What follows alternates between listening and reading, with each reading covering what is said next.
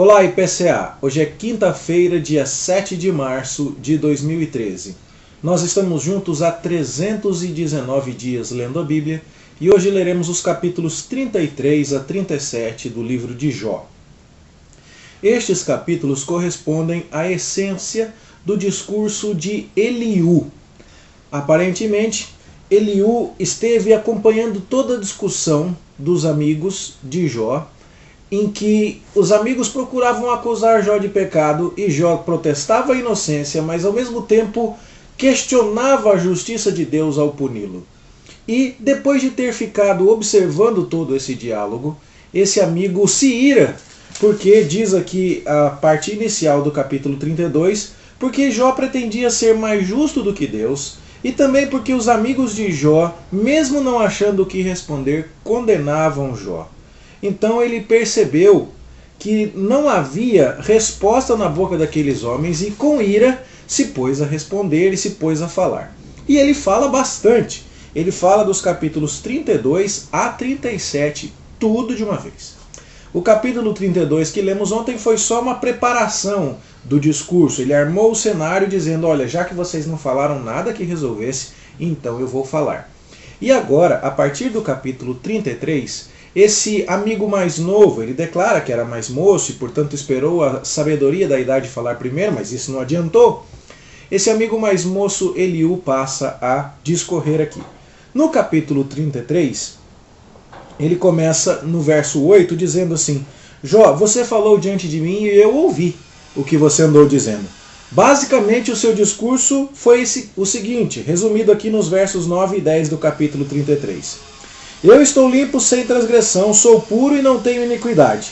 E Deus procura pretextos contra mim e me considera seu inimigo. Eliú sintetiza esta parte do discurso de Jó e fala no verso 12. Nisto você não tem razão, Jó. Você está errado aí. Porque Deus é maior do que o homem.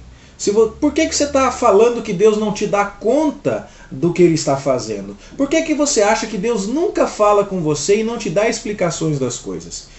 E Eliú então passa a dizer, a partir do verso 14 do capítulo 33, que Deus fala sim com o homem, de pelo menos duas maneiras.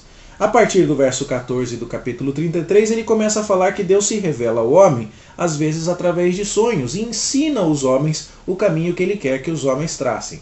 Ao menos naquela época em que a escritura não era toda formada como temos hoje, várias vezes nós temos notícia de personagens do Antigo Testamento que tiveram sonhos, e isso não devia ser algo desconhecido daquelas pessoas que conversavam. Então o que Eliú está dizendo é, Deus fala conosco, e naqueles tempos a revelação em sonhos era algo mais rotineiro. E, num segundo momento, no verso 19, Eliú também diz que Deus fala com o homem, e trabalha com o homem, e se comunica com o homem através do sofrimento. Que muitas vezes Deus manda o sofrimento para aperfeiçoar o homem, para mandar um recado ao homem. E que o homem precisava entender isso.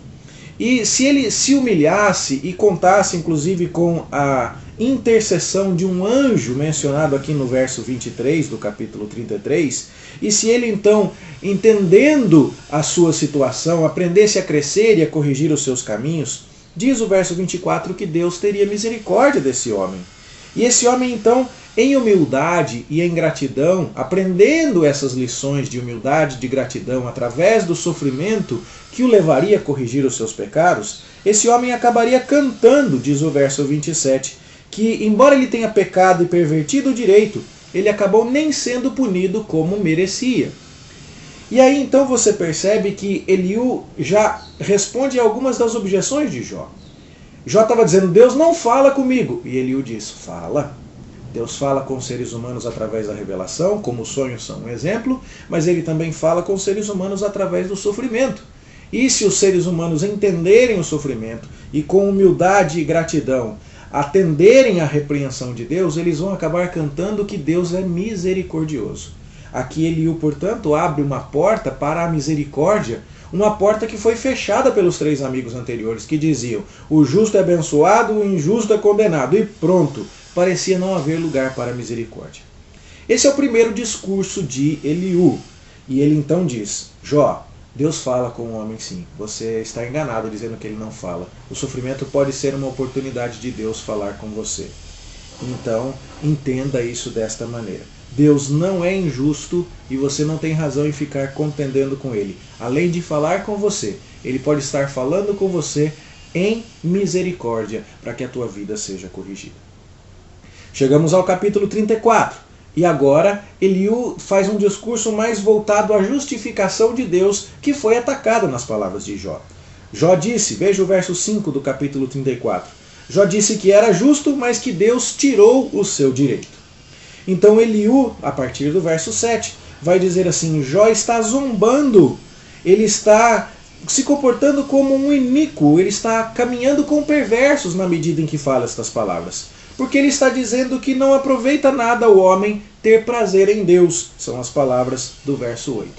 Jó então está sendo aqui contestado por Eliú, porque Jó, no seu estado de desespero emocional, de aflição espiritual, chegou a questionar que não estava valendo a pena andar com Deus, porque apesar dele ser justo, Deus o oprimia. Eliú diz, isso é conversa de ímpio, de iníquo, de perverso. E no verso 10, nós temos a essência deste capítulo 34.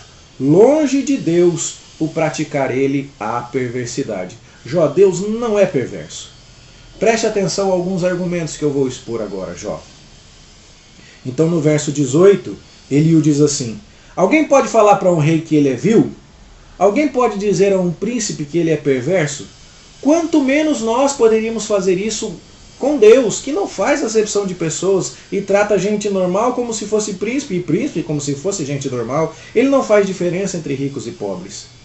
Saiba, Jó, diz o verso 21, que Deus conhece tudo. Os olhos de Deus estão sobre o caminho dos homens e Deus vê tudo, todos os seus passos. Então há um conhecimento em Deus maior que nós não temos. E esse conhecimento precisa ser considerado. Nós não temos o direito de sair acusando Deus de praticar iniquidade, porque nós não conhecemos tudo como Deus conhece. Então no verso 29 Eliú ainda diz, se Deus ficar calado, quem vai poder condená-lo? Se ele encobrir o seu rosto, se ele não se mostrar, quem vai poder enxergar aquilo que Deus não quer mostrar? Então tome cuidado, Jó, antes de sair acusando Deus, porque nós não temos as informações que Deus tem. E nós não podemos nos dirigir ao soberano de todas as coisas como se estivéssemos falando com qualquer um. Então no verso 36, Eliú ainda diz assim, Jó, tomara você fosse um pouco mais apertado aí até o fim, porque você respondeu como uma pessoa iníqua. Você está acrescentando ao seu pecado rotineiro o pecado da rebelião em toda essa situação. Você está acusando Deus, ainda que nos seus momentos de desespero, de ser injusto, e está dizendo que não vale a pena temê-lo. Não é assim. Não se fala assim com um rei, quanto mais com Deus. Não se pode conhecer o que Deus conhece. E só porque Deus está em silêncio não significa que ele seja culpado. Chegamos ao capítulo 35, onde agora Eliú combate um outro argumento que Jó usou. Diz o verso 2 aqui, maior é a minha justiça do que a de Deus, Jó falou. Por quê? Porque Jó estava dizendo que não era culpado, mas que Deus o tratava como um culpado. Então Jó estava melhor do que Deus. E Jó chegou a dizer, de que me serviria a minha justiça? Ou seja, em algum momento Jó começou a questionar, adiantou ser justo? Adiantou fazer tudo direito? Parece que deu tudo errado para mim. E então Eliú vai dizer, Jó, não questione a validade de uma vida justa. Ser justo vale a pena e é o correto, apesar de você passar por tribulações. No verso 8, Eliú lhe diz assim, a tua impiedade só vai fazer mal para você. Você acha o quê? Que a hora que você se rebelar contra Deus e sair dizendo que vai viver como ímpio, que Deus vai ser prejudicado com isso? O único prejudicado com isso vai ser você. Preste atenção nisso. E preste atenção em mais uma coisa, Jó. Eliú vai dizer a partir do verso 9 do capítulo 35. Quando estão oprimidos, os homens clamam a Deus por socorro. Mas o verso 10, Eliú diz assim, mas ninguém costuma dizer assim, onde está Deus que me fez e que me inspira canções de louvor durante a noite? O argumento de Eliú, basicamente, aqui é o seguinte, normalmente quando você está aflito, você lembra de pedir socorro a Deus e fica bravo se Deus não responde. Mas poucas vezes o aflito se lembra de que Deus é o seu porto seguro, de que Deus é a sua fonte de socorro, é a sua fonte de alívio. Você, ao invés de ficar bravo com Deus no meio do sofrimento, Jó, devia procurar Deus para se regozijar nele. Devia procurar Deus para encontrar a sua alegria nele. Então, diz o verso 14, ainda que você diga que não está vendo, Jó, ainda que você não esteja vendo Deus, a sua causa está diante de Deus. Deus enxerga todas as coisas e Ele está vendo você.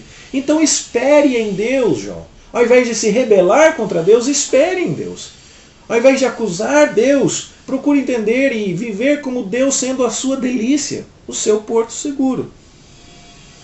E então, vamos para o próximo discurso de Eliú no capítulo 36. Eliú ainda fala muito mais, dizendo que no sofrimento Deus pode muito bem estar visando o bem do homem.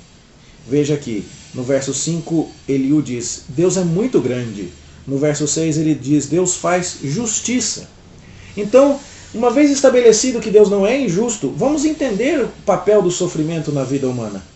E no verso 8 Eliú então pondera, se os homens estão presos em grilhões e amarrados com cordas de aflição, Deus faz com que eles vejam as suas obras, as suas transgressões, e então abre os ouvidos dos homens para as instruções. Se muitas vezes Deus manda o sofrimento, pode ser uma porta para a reflexão e para a correção. E é notório que os versos 11 e 12 apresentam as duas alternativas de resposta humana. O verso 11 diz, se os homens ouvirem o que Deus está lhes falando pelo sofrimento e servirem a Deus, vão acabar seus dias em felicidade. E o verso 12 diz, mas se não ouvirem, vão morrer na sua cegueira. Ou seja, Jó, tente olhar para o seu sofrimento não com um porquê, mas com um para quê. Para você olhar que Deus está trabalhando a sua vida, está querendo te aperfeiçoar e tente tirar proveito disso. E tente emendar os seus caminhos. E tente reagir adequadamente. Veja no verso 16.